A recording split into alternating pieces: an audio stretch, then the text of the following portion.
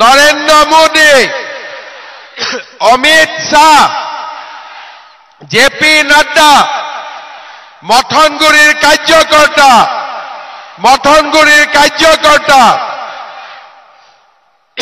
আজিৰ সভাত আমাৰ মাজত উপস্থিত অসম চৰকাৰৰ সন্মানীয় মন্ত্ৰী ৰঞ্জিত কুমাৰ দাস ডাঙৰীয়া সকলো বহিলক অলপ ফিল্ডত পানী আছে তথাপিতো ধুনীয়াকৈ সকলো বহিলক আমাৰ উপসভাপতি অশোক ভট্টৰায় ডাঙৰীয়া সাধাৰণ সম্পাদক অনুপ বৰ্মন ডাঙৰীয়া বিধায়ক ফণী তালুকদাৰ ডাঙৰীয়া দীনেশ বসু ডাঙৰীয়া আমাৰ ইএম গৌতম দাস ডাঙৰীয়া আমাৰ এমচিএলএ প্ৰদীপ বায়ন ডাঙৰীয়া প্ৰণৱজ্যোতি বৰ্মন ডাঙৰীয়া ঘনশ্যাম বৰ্মন ডাঙৰীয়া পৰিতোষ ৰয় ডাঙৰীয়া ৰাজেশ সৰকাৰ ডাঙৰীয়া সুজিত সৰকাৰ ডাঙৰীয়া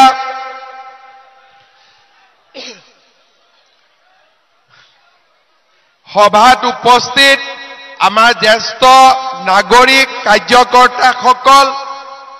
আই মাতৃসকল আৰু যুৱক যুৱতী বন্ধু বান্ধৱীসকল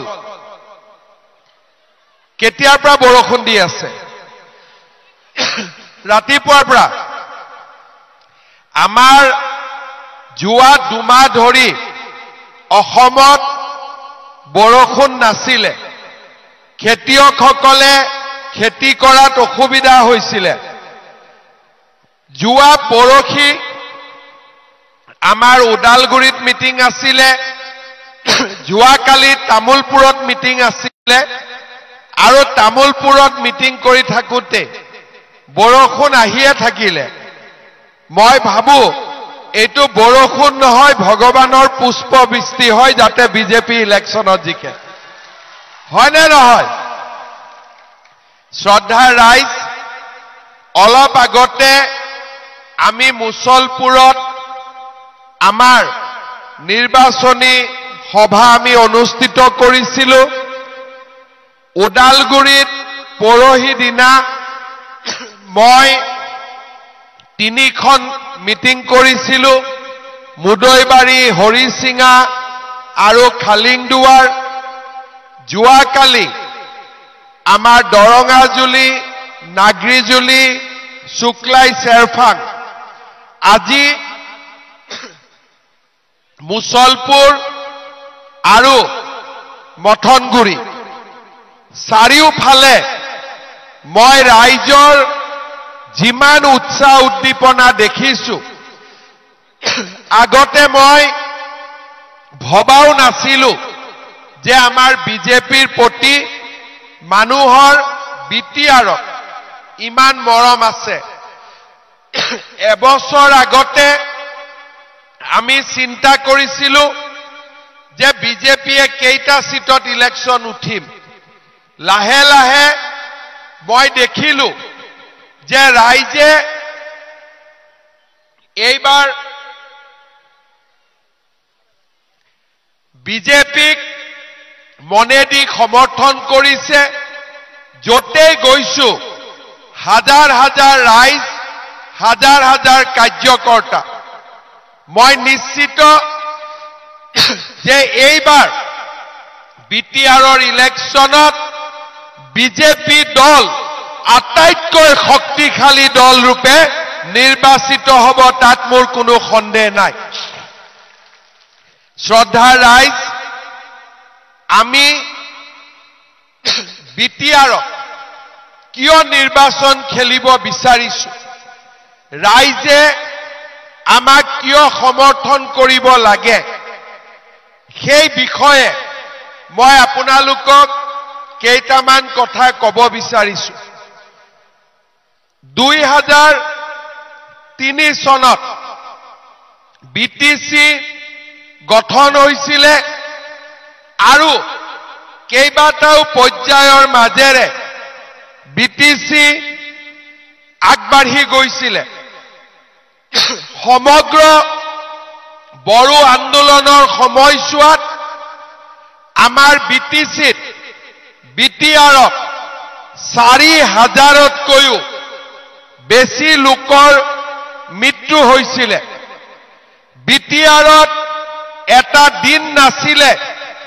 যিটো দিন গুলীবৰ্ষণ নাছিলে বোমা বিস্ফোৰণ নাছিলে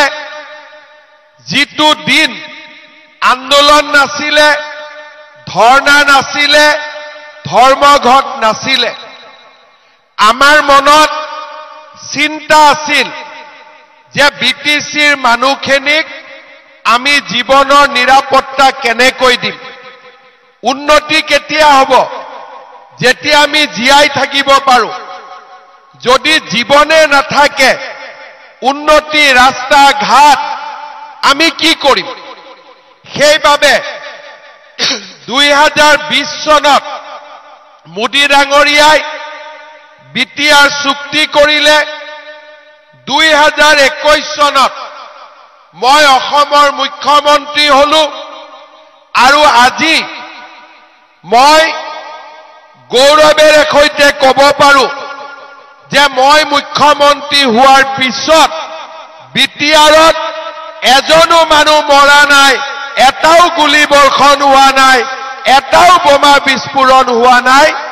আজি বিটিআৰ সম্পূৰ্ণৰূপে শান্তিৰ এটা নতুন অঞ্চললৈ ৰূপান্তৰ হৈছে আজি আমাৰ ইয়াতে জ্যেষ্ঠ নাগৰিকসকল বহি আছে সভাটো আমাৰ পুৰণি কাৰ্যকৰ্তাসকল উপস্থিত আছে এটা কথা মনত পেলাওক বিটিআৰত আগতে ইলেকশ্যন হৈছিল নেকি কোনে কাক ভোট দিব কোনো দৰকাৰ নাই ইলেকশ্যন আহিছে বন্দুক ওলাইছে বোলে অমুকতে ভোট দিব লাগিব মোৰ আজিও মনত আছে যে যেতিয়া বিটিআৰত ইলেকশ্যন হয় একোজন ক্যান্ডিডেটে 1 লাখ ভোটত জিকে 90,000 ভোটত জিকে ইলেকশ্যন নাই বন্দুকেদি যতে ভোট দিব কৈছে বা ভোট দিব হাক দিছে তাতেই মানুহে যেনেকৈ কৈছে তেনেকৈ সাধাৰণ মানুহে নিজৰ কাম নিজে কৰি গৈছে কোন এমএলএ কোন এমপি কাৰো লক্ষ্য নাই যেনে তেনে জীৱনটো বাচি থাকিব লাগে কিন্তু আজি পৰিৱৰ্তন চাওক আজি বিটিআৰত বন্দুকেৰে মানুহে ভোট নুখোজে আপোনালোকক মানুহে নমস্কাৰ কৰি আজি ভোট খোজে আজি ৰাস্তা বনাই কয় মোক ভোট দিয়ক ৰাইজক সহায় কৰি পূজা মন্দিৰ বাথৌ মন্দিৰ নিৰ্মাণ কৰি কয় আমাক ভোট দিয়ক যিবিলাকে আগতে বন্দুক লৈছিল এতিয়া তেওঁলোকে নমস্কাৰ কৰি ৰাইজৰ পৰা ভোট খোজে সেয়া আমাৰ পৰিৱৰ্তন আজি বিটিআৰত যোৱা 5 বছৰত আমি ইমান পৰিৱৰ্তন আনিলো যে এতিয়া সকলো শ্ৰেণীৰ ৰাইজে শান্তিত বাস কৰিব পাৰে নিজৰ মতে নিজে ভোট দিব পাৰে আৰু লাহে লাহে নিজৰ মনৰ কথাও ক'ব পৰা আৰম্ভ কৰিছে আমি আমাৰ প্ৰথম প্ৰচেষ্টাত আমি সফল হলো যে বিটিআৰত হত্যা নহব হিংসা নহব আৰু সৰ্বসাধাৰণ ৰাইজৰ ওপৰত কোনো অত্যাচাৰ নহব এতিয়া আমাৰ দ্বিতীয় পৰ্যায় যোৱা 5 বছৰত মোৰ কাৰ্যকালত আমি বিটিআৰলৈ শান্তি আনিলো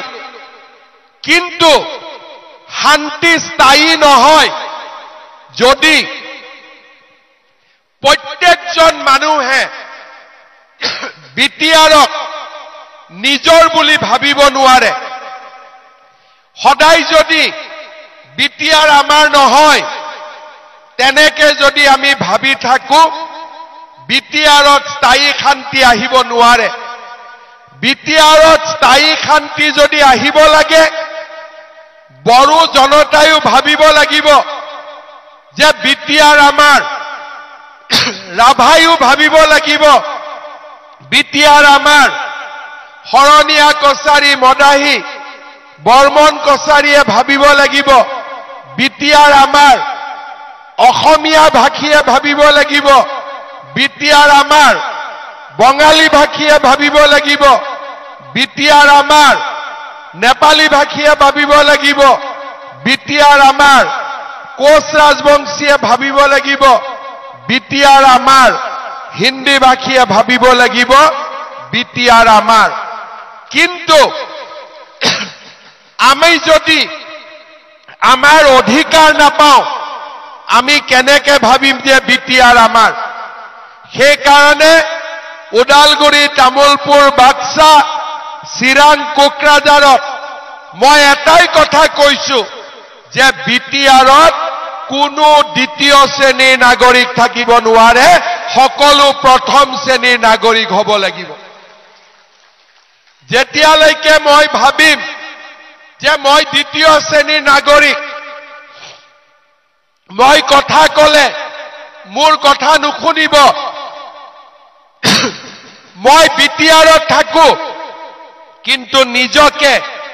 দ্বিতীয় শ্ৰেণীৰ নাগৰিক লাগি থাকে এই বিটিআৰত কেতিয়াও স্থায়ী শান্তি আহিব নোৱাৰে সেইবাবে বিজেপিৰ লক্ষ্য যে যোৱা 5 বছৰত আমি বিটিআৰত শান্তি প্ৰতিষ্ঠা কৰিলো অহা 5 বছৰত আমি বিটিআৰৰ 26টা জনগোষ্ঠীক প্ৰথম শ্ৰেণীৰ নাগৰিক হিচাপে আমি আগুৱাই লৈ যাম যদি বাপেকৰ মাটি লৰাই নাপায় মই বিটিআৰত থাকো মাটি দুখৰ মোৰ নামত নহয় মই ক'ত যাম মোৰটো বেলেগ জায়গাত মাটি নাই বোলে মই বঙালী মানুহ মোৰ কলিকতাটো মাটি নাই মই বাংলাদেশতো যাব নোৱাৰো এই অসমতে জন্মিছো অসমতে মই মৰিব লাগিব মই নেপালী মানুহ মই ক'ত যাম ইয়াতে জন্মিছো মই ইয়াতে মৰিব লাগিব মই বড়ো মই ৰাভা মই অসমীয়া মই ক'ত যাম ইয়াতে জন্মিছো ইয়াতে মই মৰিব লাগিব আৰু সেই কাৰণে বিটিআৰত মই মোৰ অধিকাৰ পাব লাগিব মই মোৰ ন্যায্য অধিকাৰ পাব লাগিব আৰু এই কামখিনি বিজেপিক বাদ দিলে আন কোনো ৰাজনৈতিক দলে কৰিব নোৱাৰে কাৰণ বিজেপি সকলো শ্ৰেণীৰ ৰাইজৰ দল বিজেপিত সকলো আছে আৰু বিজেপিয়ে বিটিআৰৰ স্থায়ী শান্তি সম্প্ৰীতি আৰু সমন্বয়ৰ বাবে কাম কৰিব পাৰিব শ্ৰদ্ধা ৰাইজ মথনগুৰিয়ে হওক মুছলপুৰে হওক ৰাইজ এইবাৰ ওলাই আহিছে বহু দিনৰ পৰা ৰাইজে মনত বিচাৰি আছিল যে এবাৰ অন্তৰ খুলি পদুমক ভোট দিব পাব লাগে মোক কোনবাই কৈছিলে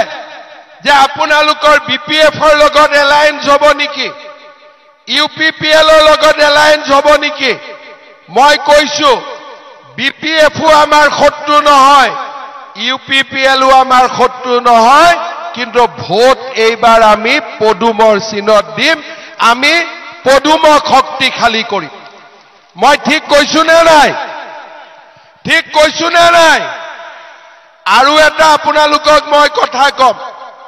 এই মথনগুৰিত এটা মোক ইটো ক্যান্ডিডেট লাগে মোক হিটো ক্যান্ডিডেট লাগে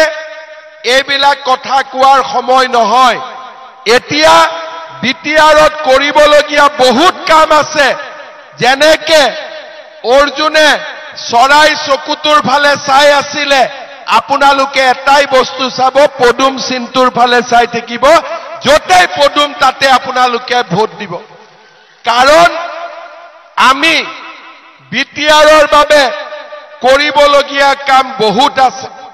যদি আমাৰ নিজৰ ভিতৰত খোৱা কামুৰাৰ কাৰণে ইয়াৰ পৰা যদি আমি পদুমক ইলেকশ্যনত হৰুৱাও তাৰ পিছত আপোনালোকে নিজে অনুভৱ কৰিব যে আমি বিজেপিক হৰুৱা নাই কেণ্ডিডেটক হৰুৱা নাই আমি নিজেই নিজক হৰুৱাইছো কাৰণ পদুমেহে আমাক বিটিএডিত নিৰাপত্তা দিব পাৰিব পদুমে শান্তি আনিব পাৰিব আৰু পদুমে সকলো শ্ৰেণীৰ ৰাইজক একত্ৰিত কৰি ৰাখিব পাৰিব আপোনালোকে চিন্তা কৰক যদি নৰেন্দ্ৰ মোদী ভাৰতৰ প্ৰধানমন্ত্ৰী নহলহেঁতেন আৰু হিমন্ত বিশ্ব শৰ্মা বিজেপি অসমৰ মুখ্যমন্ত্ৰী নহলহেঁতেন বিটিআৰত ইমান শান্তি প্ৰতিষ্ঠা সম্ভৱ হলহেঁতেন নেকি আপোনালোকে এবাৰ নিজে চিন্তা কৰক আজি আপোনালোকৰ কাৰণে আমি সকলোৰে লগত কথা পাতো সকলোৰে লগত আলোচনা কৰো আৰু আপোনালোকে যাতে নিৰাপদ অনুভৱ কৰিব পাৰে বিটিএডিত যিমান বন্দুক আছিলে যিমান অস্ত্ৰ আছিলে সেই বন্দুক অস্ত্ৰ আমি সকলো আজি উদ্ধাৰ কৰি চৰকাৰৰ ঘৰত জমা থৈছো যাতে এই বন্দুকে কেতিয়াও নিৰীহ লোকৰ ওপৰত অত্যাচাৰ কৰিব নোৱাৰে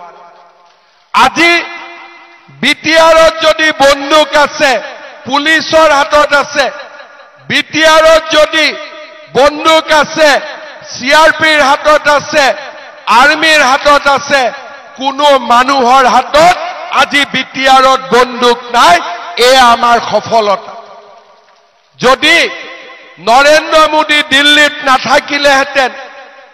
বিজেপি যদি অসমৰ চৰকাৰত নাথাকিলেহেঁতেন আৰু মই যদি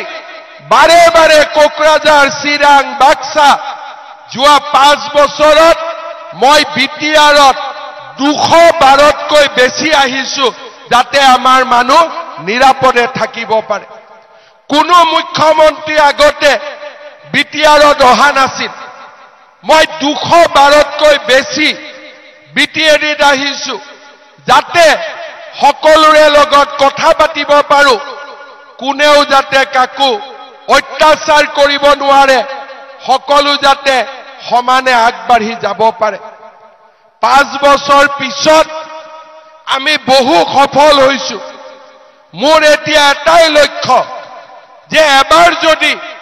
আমাৰ মানুহখিনিয়ে মাটিৰ অধিকাৰ পায় সকলো ল'ৰা ছোৱালীয়ে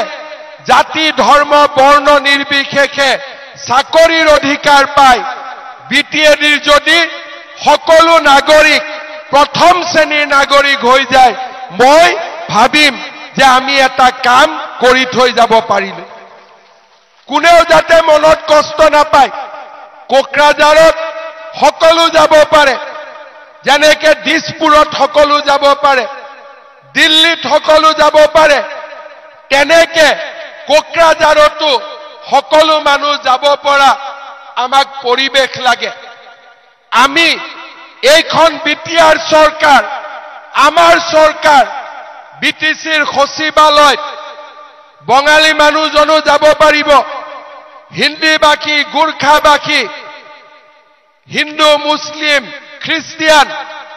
সকলো যাব পাৰিব নিজৰ মনৰ কথা ক'ব পাৰিব তেনেকুৱা পৰিবেশ আমাক লাগে আৰু সেই পৰিবেশ আপোনালোকে কেতিয়া পাব যেতিয়া কোকৰাঝাৰৰ বিটিআৰত বিজেপি শক্তিশালীভাৱে বহিব পাৰিব তেতিয়া আমাৰ ৰাইজে সেই অধিকাৰ পাব মই ঠিকে কৈছো নে নাই মই ঠিক কথা কৈছো নে নাই সেইবাবে আপোনালোকে চিন্তা কৰিব যে আমি যোৱাবাৰ মথনগুৰি জিকাইছিলো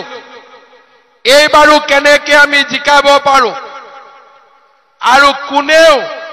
নিজৰ ভিতৰত ইটো হিটো পৰিবেশ বেয়া নকৰিব কাৰণ আমি কেইজনমান মানুহ আছো আমাৰ নিজৰ ভিতৰত যদি কাজিয়া হয় শত্ৰু পক্ষই আমাক পৰাজিত কৰিব পাৰিব এজন দেউতাকৰ 5টা ল'ৰা যদি ঘৰত একেলগে থাকে সেইখন ঘৰক কোনেও চকু দিব নোৱাৰে কিন্তু যেতিয়া 5টা ল'ৰা নিজৰ ভিতৰতে কাজিয়া কৰি বেলেগ বেলেগ হৈ যায় সকলোৱে ঘৰখনক দাবাব পাৰে সকলোৱে ঘৰখনক অত্যাচাৰ কৰিব পাৰে সেই কাৰণে আজিৰ দিনটোত আমি এটাই চাব লাগিব যে আমি একো কথা বুজি নাপাওঁ আমি নৰেন্দ্ৰ মোদীক ভোট দিম আমি পদুম ফুলৰ ছবিত ভোট দিম হবনে নহব তেনেকে হবনে নহব তেনেকে 5 বছৰ বিটিআৰত শান্তি হল আৰু 5 বছৰ যদি এই পৰিবেশ আমি ৰাখিব পাৰো আমি আৰু লৰা ছোৱালীৰ ভৱিষ্যতৰ কাৰণে নিৰাপত্তাৰ কাৰণে আৰু চিন্তা কৰিব নালাগে বহুত পৰিৱৰ্তন হল আৰু কেইটামান কাম কৰিব পাৰিলে আমি সদায়ৰ কাৰণে সুৰক্ষিত হম বিটিআৰ আসলতে যদি চিন্তা কৰো বিটিআৰত একো বেয়া কথা নাই দিল্লীৰ পৰাও আঁচনি পায় দিছপুৰৰ পৰাও পায় কোকৰাঝাৰৰ পৰাও পায় চৰকাৰী চাকৰি বৰপেটাৰ ল'ৰা এজনে বিটিআৰত চাকৰি এপ্লাই কৰিব নোৱাৰে কিন্তু মথনগুৰিৰ ল'ৰা এজনে বৰপেটাতো চাকৰি বিচাৰিব পাৰে বিটিআৰতো চাকৰি বিচাৰিব পাৰে বিটিআৰৰ ল'ৰা এজনে পৰিয়াল এটাই মোদীজীৰ আঁচনিও পাব পাৰে কোকৰাঝাৰৰ পৰাও পাব পাৰে দিছপুৰৰ পৰাও পাব পাৰে গুৱাহাটীৰ পৰা মই কোকৰাঝাৰত মাটি কিনিব নোৱাৰো কিন্তু কোকৰাঝাৰৰ মানুহে কোকৰাঝাৰতো মাটি কিনিব পাৰে গুৱাহাটীতো মাটি কিনিব পাৰে কব গলে ইয়াত বেয়া কথা একো নাই কিন্তু কথাখিনি ব্যৱহাৰিক হ'ব লাগিব কথাখিনি সৰ্বসাধাৰণ ৰাইজৰ গ্ৰহণযোগ্য হ'ব লাগিব মই গুৱাহাটীত আজি মাটি কিনিব পাৰো কিন্তু কোকৰাঝাৰ চিৰাং বাক্সাত মাটি কিনিব গলে নিজৰ মাটি দুখৰো নিজৰ নামত মই ৰেজিষ্ট্ৰেচন কৰিব নোৱাৰো এই পৰিবেশ যিদিনাখনেই আমি বদলাই দিব পাৰিম যিদিনাখনেই বিটিআৰৰ কোনো দ্বিতীয় শ্ৰেণীৰ নাগৰিক নাথাকিব সকলো প্ৰথম শ্ৰেণীৰ নাগৰিক হ'ব বিটিআৰৰ জীৱনলৈ পৰিৱৰ্তন আহিব আৰু সেই পৰিৱৰ্তনৰ বাবে আজি আমি কাম কৰিছো শ্ৰদ্ধাৰ ৰাইজ আজি অসমত আমি ৰাজ্যখনক এফালৰ পৰা আমি উন্নয়নৰ পথলৈ লৈ গৈ আছো আমাৰ চৰকাৰে যিমানবিলাক আঁচনি কৰিছে আমি বিটিআৰতো আনিছো আমি গোটেই অসমতে কৰিছো ইমান কাম আগতে কেতিয়াও কোনেও কৰিব পৰা নাছিল যোৱা কেইদিনমান আগতে আমি ঘোষণা কৰিছো যে নতুন অৰুণোদয় হিতাধিকাৰীসকলে 17 ছেপ্টেম্বৰৰ পৰা মোদীজীৰ জন্মদিনৰ পৰা অৰুণোদয় আঁচনি লাভ কৰিব যেতিয়া আগত অৰুণোদয় আছিলে বিটিআৰত ভাল কৰি নিৰ্বাচন হোৱা নাছিলে কোনোবাই পাইছিলে কোনোবাই পোৱা নাই এইবাৰ মই নিজে বাক্সা জিলাৰ ডিসি অফিসত বহি মই ডিসিক কৈ গৈছো যে লাগিলে 10টা অৰুণোদয় আমি বাক্সা জিলাৰ কাৰণে বেছিকৈ দিম কিন্তু কোনো মানুহ বঞ্চিত হ'ব নালাগে সকলো দুখীয়া মানুহে অৰুণোদয় পাব লাগিব 2 এদিনতে আপোনালোকে ফৰ্ম পাব আৰু এইবাৰ আমি সকলোকে দুখীয়া পৰিয়ালক অৰুণোদয় আঁচনি দিয়াৰ বাবে যত্ন কৰিছো। ওদালগুৰি, তামুলপুৰ, বাক্সা, চিৰাং, কোকৰাঝাৰ মই মুখ্যমন্ত্ৰী হৈও নিজে ডিচি অফিচত আহি মই সকলোৰে লগত আলোচনা কৰিছো আৰু মই সকলোকে কৈছো যে এইবাৰ কাকো বঞ্চিত কৰিব পৰা নাযাব। সকলো মানুহকে আমি ন্যায় দিব লাগিব। শ্ৰদ্ধাৰ ৰাইজ, আপোনালোকে গম পাইছে যে এইবাৰ অৰুণোদয় আঁচনিৰ লগত আমি আৰু এটা নতুন আঁচনি আনিছো যে যিসকল অৰুণোদয় পৰিয়ালে গেছ কিনিব, গেছৰ চিলিণ্ডাৰ কিনিব, তেওঁলোকৰ গেছৰ চিলিণ্ডাৰ অৰুণোদয় হলে আমি 250 টকা দাম আমি কমাই দিম। অৰ্থাৎ মই যদি অৰুণোদয় পৰিয়াল 900 টকাৰ গেছ, 950 টকাৰ গেছ মই 700 টকাত পাম। 550 টকাৰ গেছ মই 300 টকাত পাম। তাৰ মানে অৰুণোদয় পৰিয়ালে গেছ কিনিলেই লগে লগে 250 টকা আমাৰ বেংক একাউণ্টত সোমাই যাব। আজি 1250 টকাৰ অৰুণোদয়, 250 টকা গেছৰ চিলিণ্ডাৰত কম দাম। তাৰ লগে লগে ৰেচন কাৰ্ডত আমি আগতে চাউল পাইছিলো, 1 অক্টোবৰৰ পৰা ৰেচন কাৰ্ডত আমি দালিও কম দামত পাম, নিমখো কম দামত পাম, আমি চেনিও কম দামত পাম। আপোনালোকে ৰেচন কাৰ্ডত এই গোটেই সুবিধাবিলাক এতিয়া লাভ কৰিব। শ্ৰদ্ধাৰ ৰাইজ, 6 আগষ্টৰ পৰা নিযুত মইনা আঁচনি, ছোৱালীয়ে higher secondary first year, second year পঢ়িবৰ বাবে মাহত 1000 কৰি চৰকাৰৰ পৰা টকা পাব। ডিগ্ৰীত 1250 টকা পাব আৰু পিজি পঢ়িলে মাহত চৰকাৰৰ পৰা 2500 টকাকৈ লাভ কৰিব। আজি মেট্ৰিক পৰীক্ষা দিব যি ল'ৰা ছোৱালী এইবাৰ মেট্ৰিকত ফৰ্ম ফিল-আপ কৰিব, তেওঁলোকে যাতে কিতাপ কিনিব পাৰে, নোটছ কিনিব পাৰে, মেট্ৰিক পৰীক্ষা নোহোৱালৈকে সকলো ল'ৰা ছোৱালীয়ে মাহত 300 টকাকৈ চৰকাৰৰ পৰা পাই থাকিব। আজি এটা এটাকৈ দুখীয়া মানুহৰ বাবে, লাখপতি বাইদেউৰ বাবে 10,000 টকা 21 তাৰিখৰ পৰা আমি দিয়া আৰম্ভ কৰিম। এই 21 আগষ্টৰ পৰা এটা এটাকৈ সমষ্টিত আমি দি গৈ থাকিম। আজি এই গোটেইবিলাক কাম অসম চৰকাৰে কৰা কাম। এতিয়া অসম চৰকাৰে কৰা কামৰ লগত আমি যদি কোকৰাঝাৰৰ পৰাও আৰু আঁচনি ল'ব পাৰো, আমাৰ কিমান সুবিধা হ'ব পাৰে। আজি আপোনালোকে চাওক, অসম চৰকাৰৰ চাকৰি 1 টকাও দিব নালাগে, কোনেও 1 টকাও দিব নালাগে। জাতি, ধৰ্ম, বৰ্ণ সকলোৱে চাকৰি পাব পাৰে। মোৰ ইচ্ছা অহাবাৰ চৰকাৰ হোৱাৰ পিছত কোকৰাঝাৰৰ চাকৰিও জাতি, ধৰ্ম, বৰ্ণ নিৰ্বিশেষে সকলো ল'ৰা ছোৱালীয়ে পাব লাগিব, সকলোৱে পাব লাগিব। দিছপুৰৰ চাকৰি যেনেকে সকলোৱে পায়, কোকৰাঝাৰৰ চাকৰিও সকলোৱে পাব লাগিব। আমি এই বিটিআৰত সকলো শ্ৰেণীৰ ৰাইজৰ বাবে সমান সুবিধাৰ আমি সৃষ্টি কৰিব লাগিব। সেইবাবে বিটিআৰৰ আজি 30 বছৰৰ সমস্যা, যোৱা 5 বছৰত আমি যিমান কাম কৰিলো, অহা 5 বছৰত সকলো সমস্যা স্থায়ীভাৱে সমাধান কৰিবৰ বাবে আমি এইবাৰ পদুম ফুলত ইলেকশ্যন খেলিম। মই আকৌ কৈছো,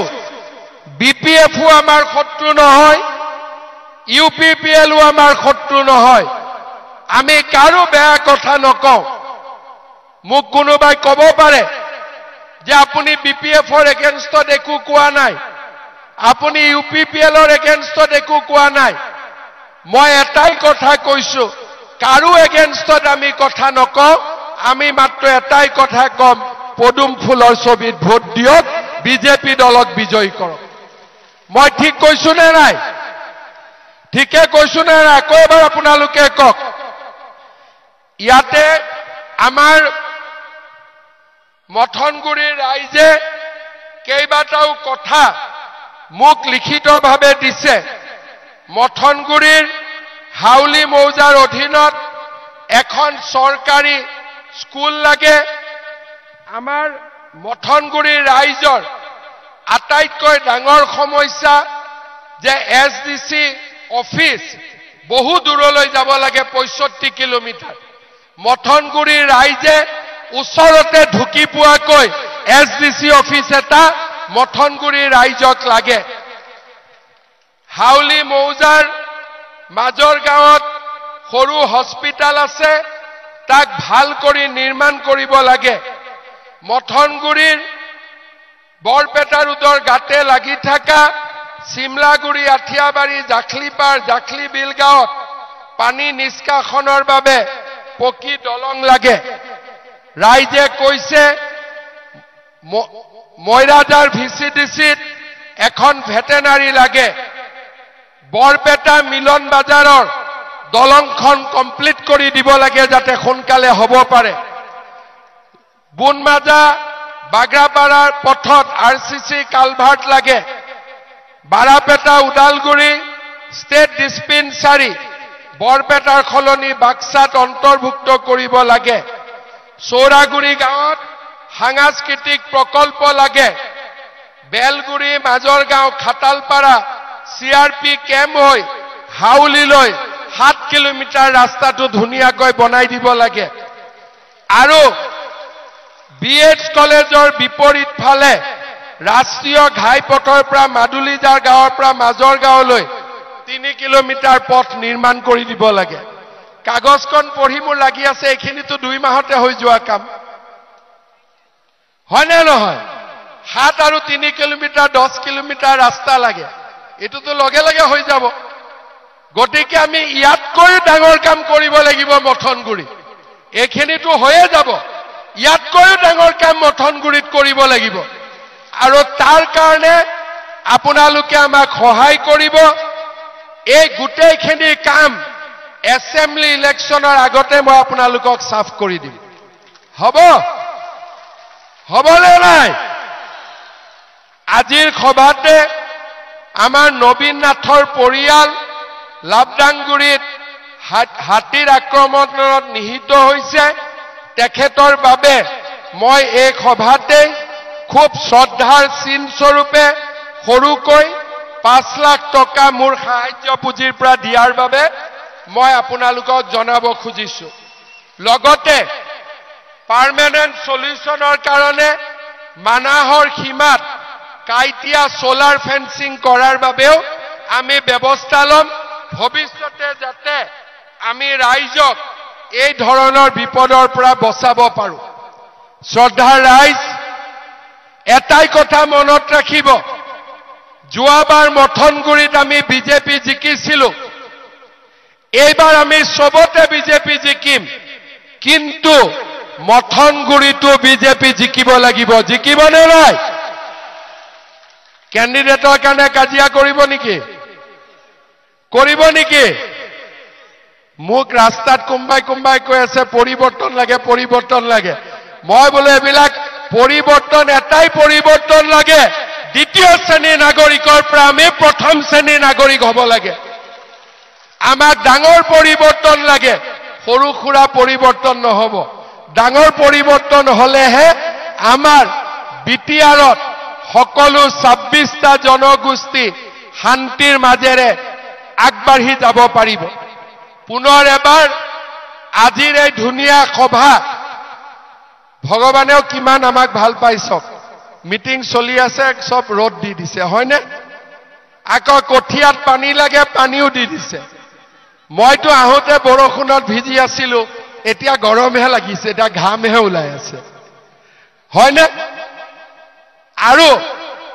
আপোনালোকে বৰষুণত তিতি আছে কাৰণে ময়ো তিতা জায়গাতে খাৰা হৈ লৈছো মই দূৰৰ পৰা কথা কৈ থকা নাই মই বুজিছো যে ৰাইজে যদি তিতে চিফ মিনিষ্টাৰো তিতিব লাগিব আৰু ৰাইজৰ যদি গৰম লাগে সিএমৰো গৰম লাগিব লাগিব সেইকাৰণে মই তাৰ পৰা কথা কোৱা নাই মই ইয়ালৈকে আহি আছো বোলে যেতিয়ালৈকে বৰষুণ হ'ব ৰাইজে তিতি থাকিব ময়ো তিতি থাকিব লাগিব হয়নে এনেকৈ মন্ত্ৰী আৰু ৰাইজৰ মাজত ওয়াল থাকিব নালাগে বেৰা থাকিব নালাগে এটা ঘৰৰ পৰিয়ালৰ দৰে মুখ্যমন্ত্ৰীকো সব মাকে ভাবিব লাগিব যে ই মুৰে লৰা ই মুৰে মামা ই মুৰে দাদা ই মুৰে ভাইটি তেতিয়াহে অসমখন আগুৱাই যাব পাৰিব ঠিকে কৈছো না নাই মই আৰু সেই কাৰণে আমাক এই কথাবোৰ কোনে শিকাইছে বিজেপিয়ে শিকাইছে পদুম ফুলৰ পৰা আমি এই কথাবোৰ শিকিছো আৰু সেই কাৰণে ৰাইজক মই অনুৰোধ কৰিম পদুম ফুলৰ ছবিত সকলোৱে যাতে ভোট দান কৰে এতিয়া মই এটা কথা খুদিম আজিৰ সভাত আমাৰ কোন কোন বুথ সভাপতি উপস্থিত আছে এবাৰ থিয় হওক বুথ প্ৰেসিডেন্ট বিলাক থিয় হওক বুথ প্ৰেসিডেন্ট ঠিক আছে যুৱ বাহিনী সকলে হাত উঠাই দিয়ক এবাৰ বিটিআৰৰ যুৱ বাহিনী কোকৰাঝাৰতো চাকৰি পাব লাগিব দিছপুৰতো পাব লাগিব আৰু যোনে চাকৰি নাপায় ব্যৱসায় বাণিজ্য কৰিবৰ বাবে মুখ্যমন্ত্ৰীৰ আত্মনিৰ্ভৰ আঁচনি 2 লাখ টকাকৈ ঘূৰাই দিব নালাগে আমাৰ যিমান শক্তি কেন্দ্ৰ আছে সুভাষ বসু অটলজী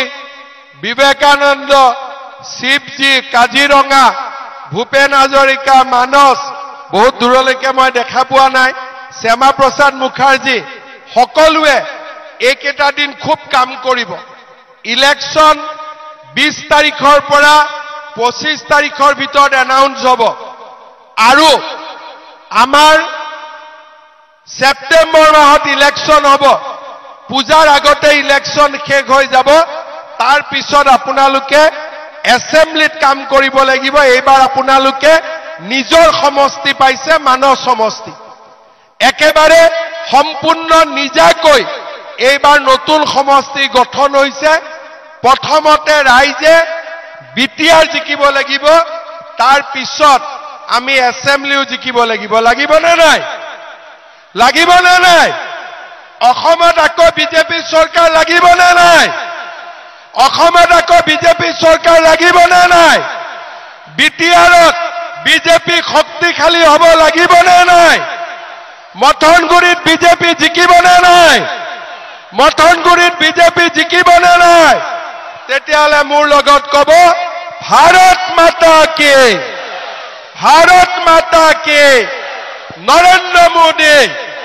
নৰেন্দ্ৰ মোদী জেপি নাড্ডা অমিত শাহ জিন্দাবাদ মথনগুৰিৰ কাৰ্যকৰ্তা জিন্দাবাদ বন্দে মাতৰম বহুত বহুত ধন্যবাদ ইলেকশ্যনৰ কেণ্ডিডেট হোৱাৰ পিছত আকৌ এবাৰ মই মথনগুৰিত আহিম ঠিক আছে আহিয়ে থাকিম হ'ব বহুত বহুত ধন্যবাদ জয় হিন্দ বন্দে মাতৰম আমি মুখ্যমন্ত্ৰী ডক্টৰ